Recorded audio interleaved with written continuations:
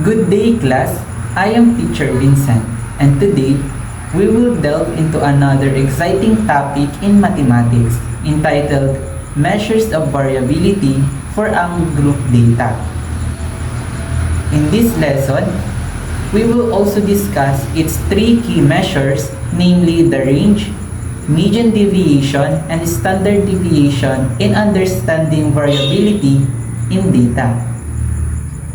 But before we proceed to our main discussion, I will present to you our lesson objectives, which is at the end of the lesson, you should be able to A. Calculate the range, mean, deviation, and standard deviation of ungrouped data. B. Construct a 4-column computation table for standard deviation. And C. Justify why statistical consistency matters in real-life decision making. Now, to begin with, we have the first key measures, the range. So what is the range? The range is the simplest measure of variability, representing the difference between the highest and lowest values in a dataset. Its formula is R is equal to highest value subtracted by the lowest value.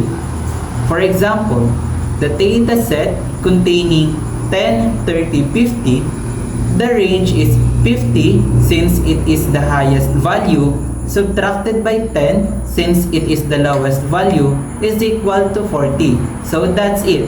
That is our range. So what is the nature of the range? So first, it is quick to calculate. And second, however, it is unreliable because it only considers two extreme values, ignoring the distribution of the rest of the data. And third, it is sensitive to outliers. And for the next key measure, we have the mean deviation. So what is the mean deviation? The mean deviation is the average of the absolute deviations or the distances of each data point from the mean of the data set. So its formula, which is also presented here in our slide, is mean deviation equal to the summation of each value in the data set minus the mean on its absolute value divided by the numbers of values in the data set. So the nature of mean deviation is it gives a better picture of variability than the range because it considers every data point. The next one is it uses absolute values to avoid the deviation summing to zero, since the sum of raw deviation from the means is always zero. Finally, we have standard deviation as a key measure of understanding variability. The standard deviation is the most stable and widely used measures of variability. It quantifies the average spread of the data around the mean. It is the square root of the variance.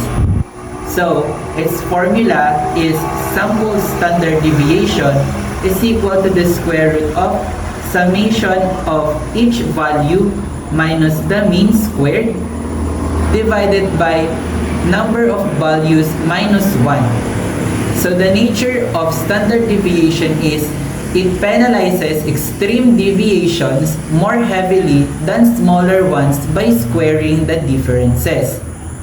Next one is a small standard deviation indicates that the data points are clustered closely around the mean, which is consistent data. And the last one is a large standard deviation indicates that the data points are more spread out from the mean, which means varied data. For this moment, we will now move on to our work example. So look at our slide. So here's a breakdown of the calculations for the example dataset containing 2, 4, 6, 8, 10, where the mean is equal to 6. So our work example is formatted in 4-column computation table. So let's explore our table. So in the first column, as you can see, contains our each value in the data set. So it is the 2, 4, 6, 8, 10. For the second column, it contains that the value is now, each value is subtracted to our mean. For example, the first one, 2 minus 6 is equal to 4, or negative 4 rather. 4 minus 6 is equal to negative 2, and so on. In our third column, we have the absolute value of the second column. So in this third column, we will just transform the negative values into positive. And in our last column, which is the fourth, we will just square the third column and the result will be put in the fourth column. So for the last thing, we will just sum up all the values of each column. And after that, we will now find the three key measures we've discussed earlier. So the first, the range. So looking at our column, we will just find the highest value and the lowest value. So since 10 is the highest value and the 2 is the lowest, we will process it as 10 minus 2 is equal to 8. So that's our range.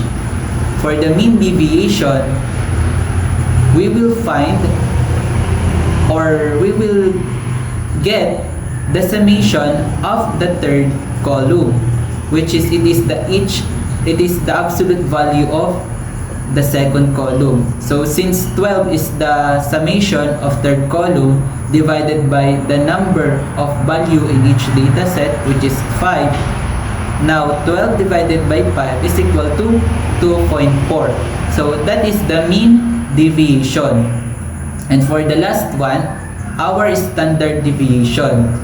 So we will find it using the formula square root of value of the fourth column divided by the number of each data or each value in the data set, which is 5 minus 1. So it will be square root of 40 over 4 is equal to square root of 10, or in decimal value it is 3.16, and that is our standard deviation.